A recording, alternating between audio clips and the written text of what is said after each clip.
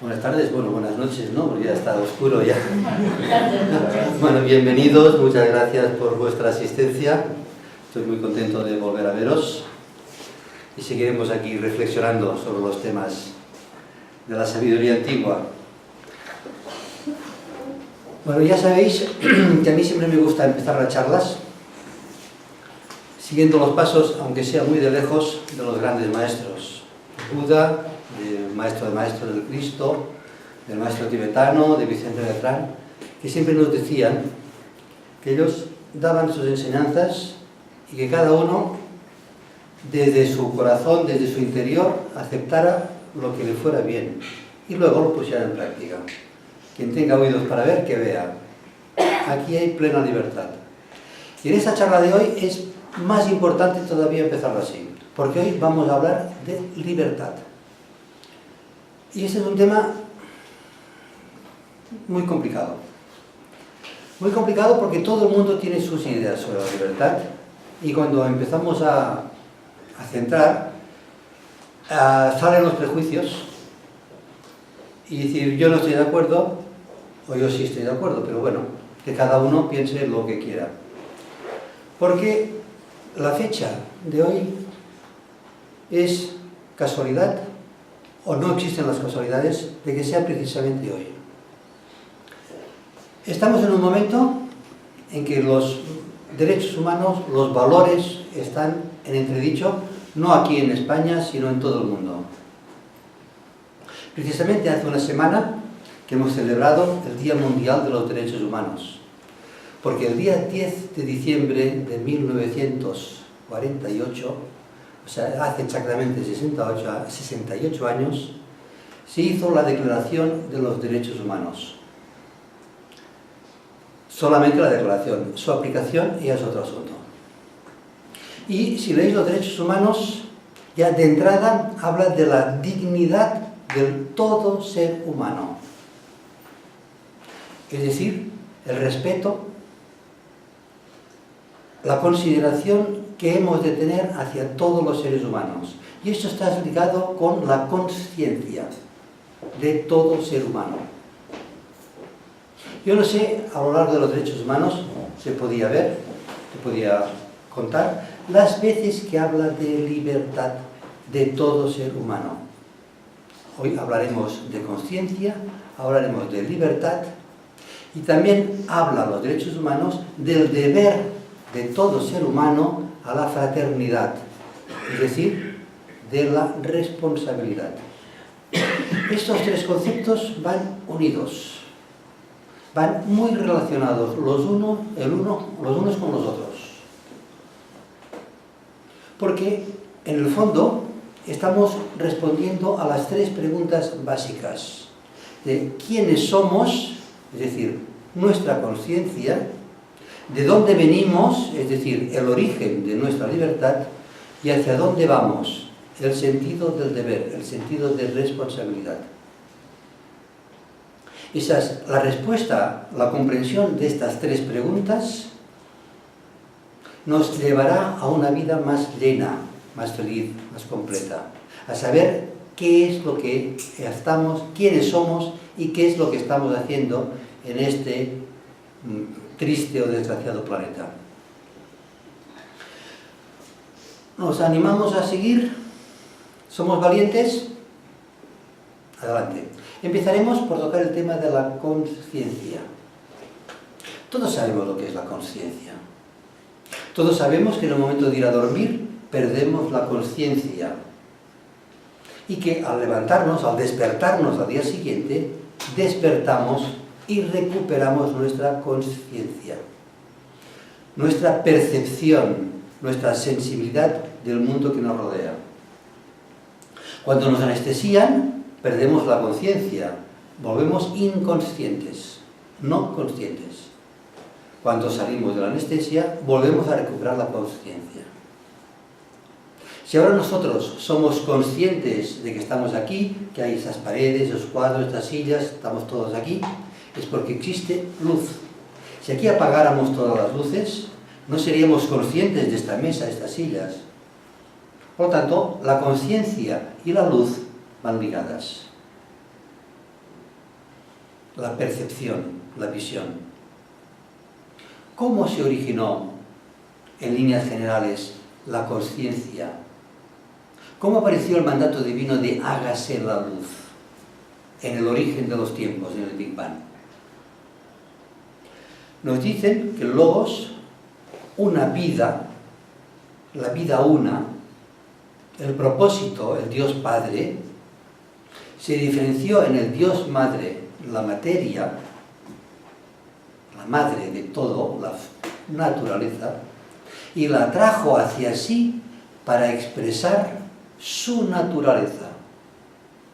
Y así, de la unión, de la relación entre el Dios Padre y el Dios Madre, que aquí no sé por qué se denomina Dios Espíritu Santo, quizá por la aversión que tienen a la madre, a la mujer, a la materia, surgió de esta unión la conciencia, el Cristo cósmico, el Dios Hijo, se hizo la luz. Tan importante es, tan divino es el Dios Padre como el Dios Madre, el aspecto masculino, positivo, como el aspecto madre, materia, femenino, porque los dos son necesarios para dar a luz la conciencia, el Dios Hijo, el Cristo cósmico. ¿Verdad que no se nos ocurre, cuando ir a una casa de material eléctrico, comprar una batería que sea muy buena, que solamente tenga el polo positivo? Si nos dieran una pila que solamente tuviera el polo positivo, difícilmente podríamos encender una bombilla, ¿no? Porque hace falta el polo positivo que se relacione con el polo negativo para dar la luz, la consciencia, el Dios Hijo. El segundo aspecto que fue tercero, porque fue consecuencia del primero y del tercero, el primer rayo y el tercer rayo. Y ahí tenemos el gran misterio del origen de la creación. El uno que se convirtió en trino, se diferenció en tres aspectos, sin dejar de ser una unidad. ¿Para qué? Para expresar su naturaleza, la conciencia. Este es el propósito del Dios Padre, que se encarnó en la materia para expresar su naturaleza, que es amor, el segundo aspecto. Y así empezó, vamos a hacer un pequeño dibujo, el gran proceso creador. Se dibuja como un triángulo, como una pirámide, pero en definitiva sería como el fraccionamiento, ¿cómo diría yo? Como, ¿sabéis cuando se forma un cuerpo humano? Que hay una sola célula y se inicia el proceso de división, de diferenciación. De una célula aparecen dos, de dos aparecen cuatro, y cada célula en sí misma reproduce la naturaleza, el ADN, los genes de la célula original. Y así tenemos nuestro cuerpo, que hay miles de billones de células. El proceso creador es igual. Aparece una unidad. Esto no quita.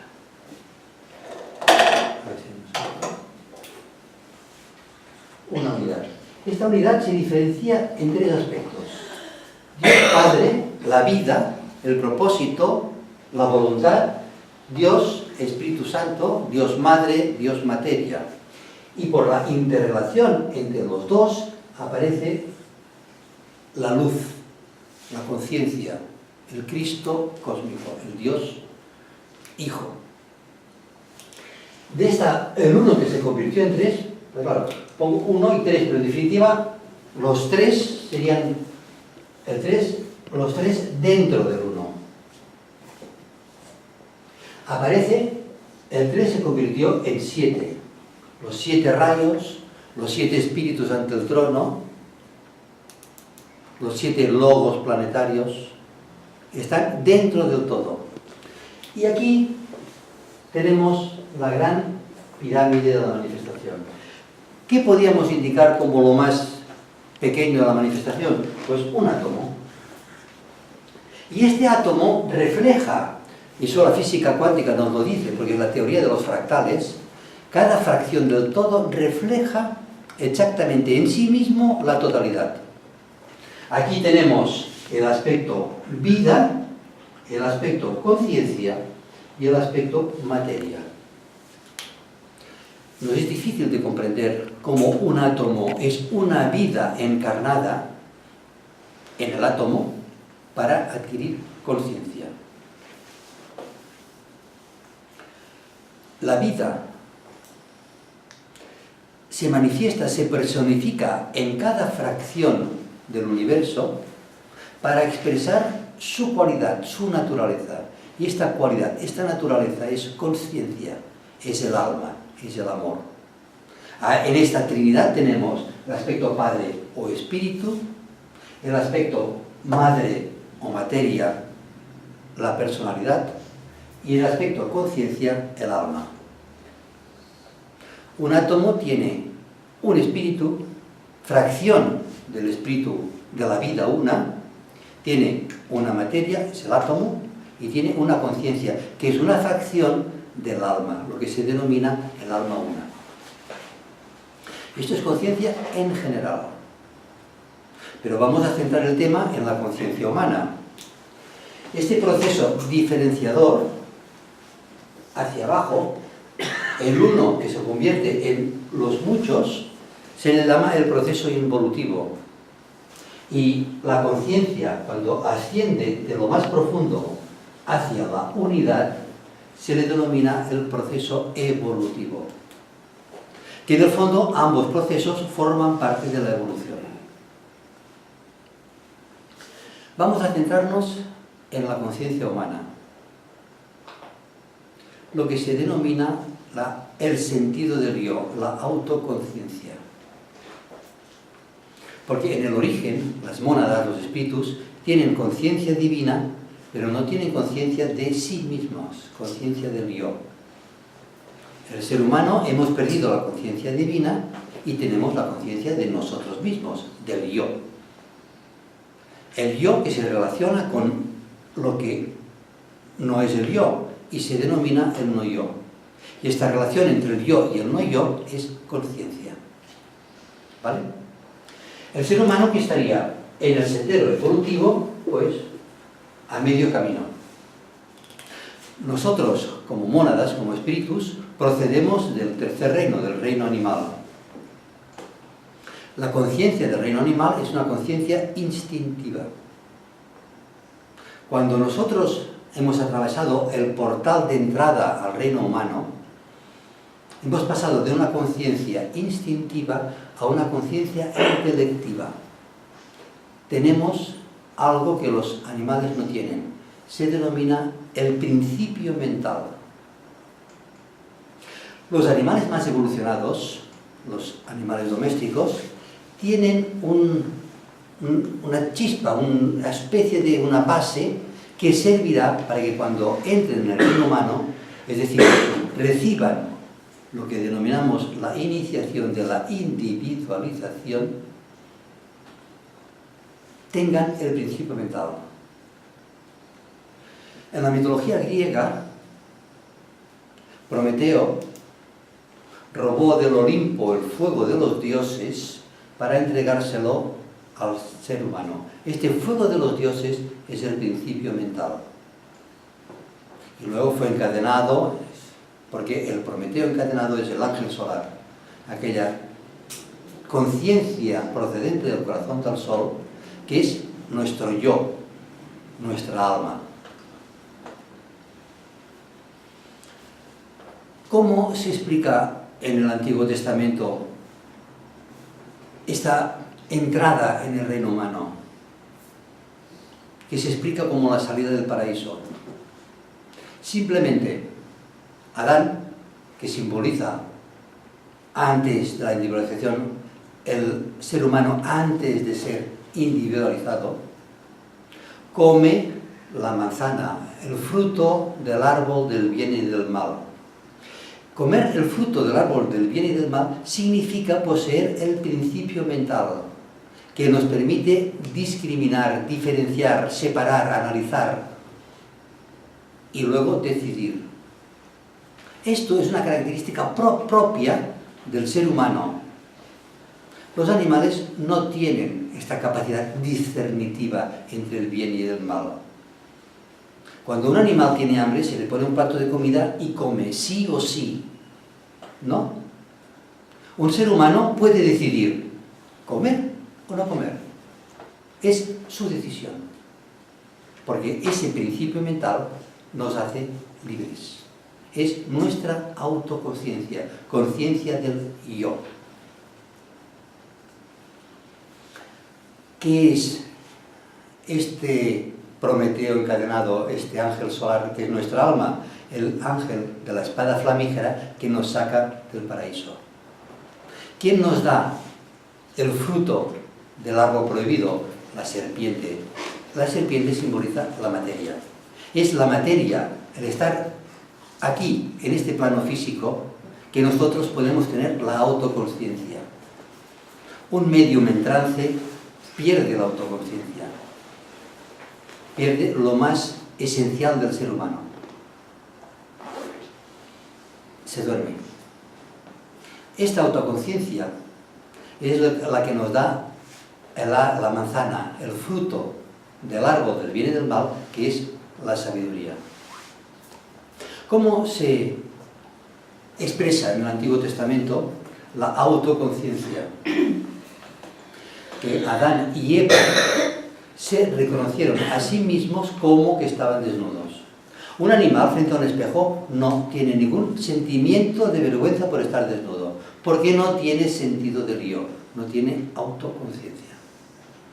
Podemos coger un perro, ponerle un gorro o un tal, y no tiene sentido del ridículo. ¿Por qué? Porque no tiene autoconciencia, no tiene sentido del yo. Un animal no tiene envidia, porque es un animal. No tiene esta conciencia que es típica y esencial del ser humano. Y esta conciencia, la capacidad de discernir entre el bien y el mal, es la esencia del por qué el ser humano es un ser libre. Libre de elegir el bien, es decir, de elegir correctamente, o de elegir el mal, de elegir incorrectamente. Y esa libertad del ser humano es sagrada. A sabiendas que Dios que creó el ser humano, a sabiendas que haríamos las barbaridades que estamos haciendo. Imagínense que el día 10 de septiembre del 2001 existiera una persona que supiera perfectamente que habrían dos aviones que chocarían contra las Torres Gemelas y que habrían 3 o 4.000 muertos, que lo sabía perfectamente, y no solamente esto, sino que tenía el poder de evitarlo.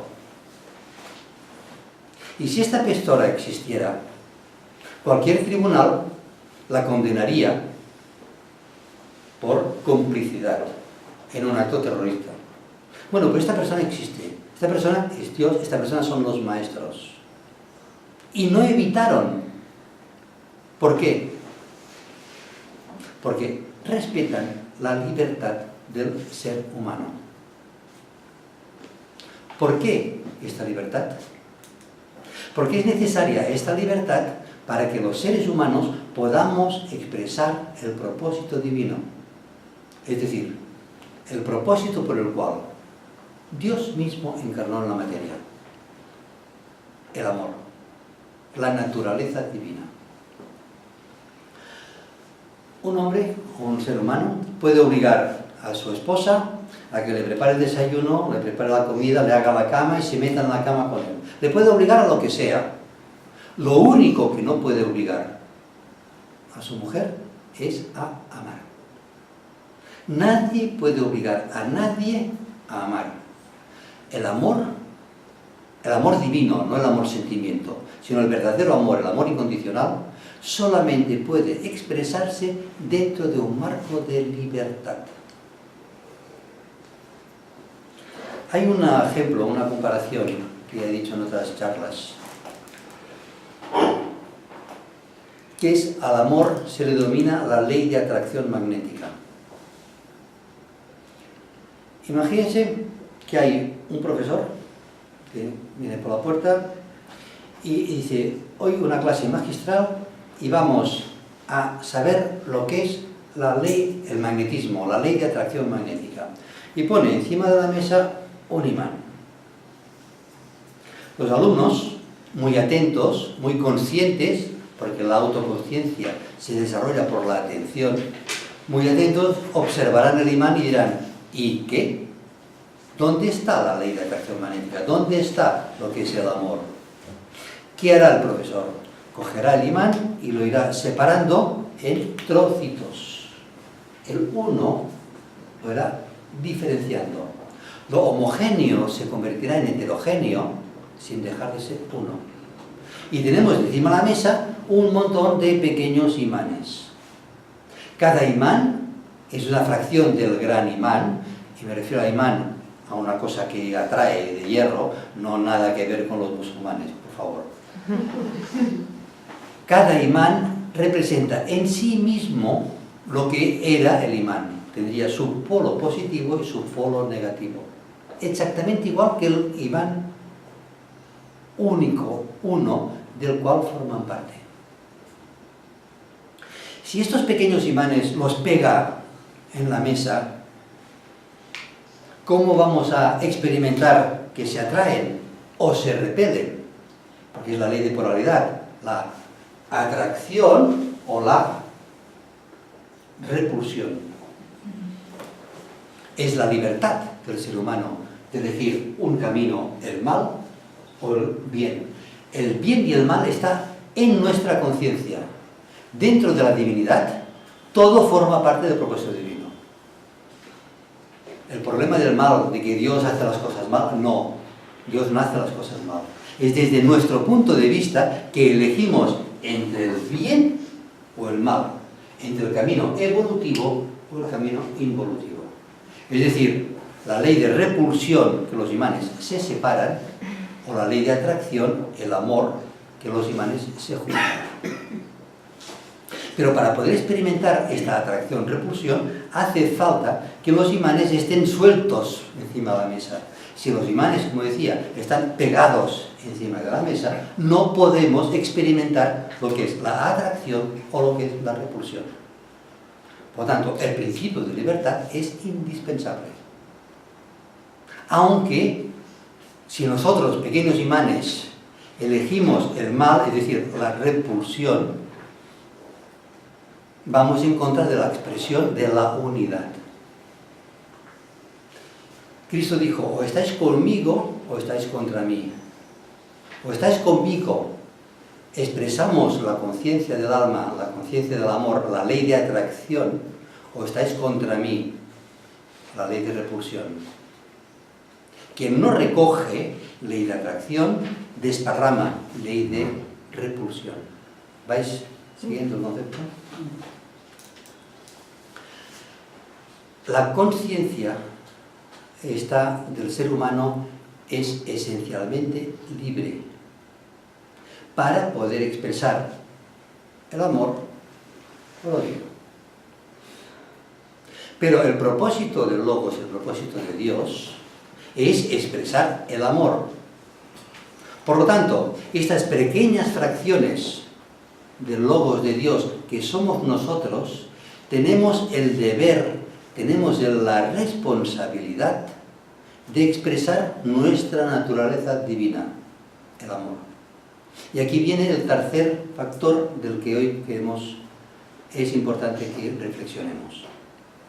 Pero antes me gustaría hablar de las 4 libertades. El 6 de enero de 1941, si no recuerdo mal, Theodore de Roosevelt emitió las 4 libertades. La primera libertad es la libertad de expresión. La segunda libertad es la libertad religiosa. La tercera libertad es la libertad del temor y del miedo. Y la cuarta libertad es la libertad de la necesidad, la libertad de disponer de todo lo necesario económicamente y que las guerras y las armas impidieran que todos los seres humanos tuvieran todo lo necesario para vivir. Hace ya un montón de años de esto y está simplemente como un proyecto, como lanzar la flecha. Vamos a hablar de la tercera libertad, de la ley del temor. Me gustaría dedicar una charla completa, la próxima, en febrero, porque sobre el temor y la seguridad existe un espejismo tremendo. Y hace falta puntualizar exactamente qué significa el temor, qué significa la seguridad. Porque en aras del temor se están dictando toda una serie, se están cerrando fronteras, se están creando toda una serie de leyes que lo que están yendo es en contra del plan divino.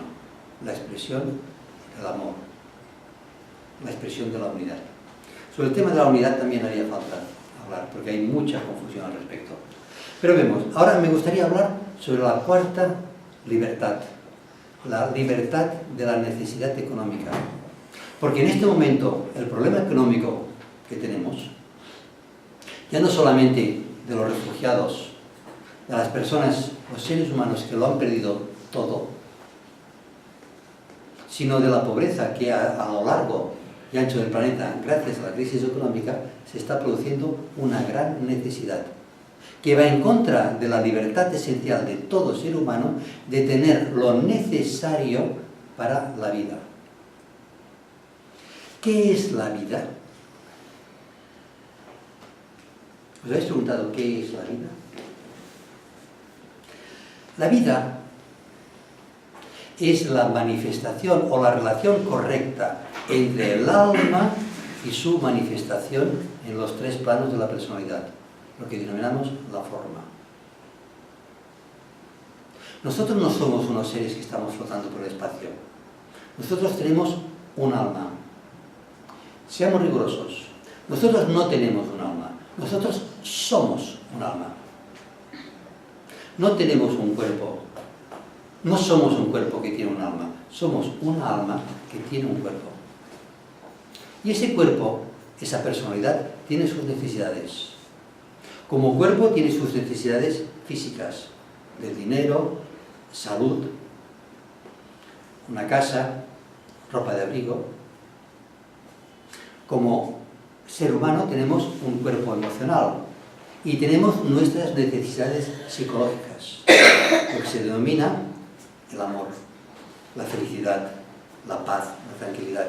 Todas estas son necesidades psicológicas que todo ser humano tenemos. ¿Por qué tenemos estas necesidades psicológicas? Para vivir. ¿Qué es la vida? La expresión, la encarnación nuestra de un alma. ¿Para qué encarnamos? ¿Cuál es el propósito por lo cual un alma encarna en un ser humano? Este es la gran pregunta. ¿Cuál es el propósito de nuestras vidas? Podemos hablar de lo que es el propósito de toda la creación, el propósito del Logos, el propósito de Dios, expresar el amor incondicional. Pero para poder expresar el amor incondicional hace falta que encarnemos una vez y otra vez y otra vez y otra vez. Que construyamos unos cuerpos, unas personalidades capaces de expresar nuestra conciencia divina. Por lo tanto, hay un segundo propósito, lo que denominamos propósito a nivel 2. Propósito a nivel 1 sería el propósito de Dios, el propósito de Logos para toda la creación, incluyendo un átomo, incluyendo una molécula, incluyendo una célula. Todo tiene el propósito de expresar la conciencia divina, el amor universal. Pero cada ser humano, en una encarnación determinada, tenemos un propósito determinado, lo que denominamos propósito a nivel 2.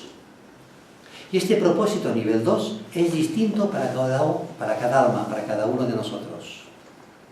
Por eso un alma, un ser humano, porque el alma es uno de nosotros, es un alma, elige un cuerpo masculino o elige un cuerpo femenino. Nace en una región del planeta o en otro. Nace en una familia rica o en otra. Nace con un coeficiente intelectual alto o no. Nace en plenas capacidades físicas o psíquicas o no. Y eso lo elige el yo superior, lo elige el alma. El Dios en nuestro corazón, el Dios en nosotros.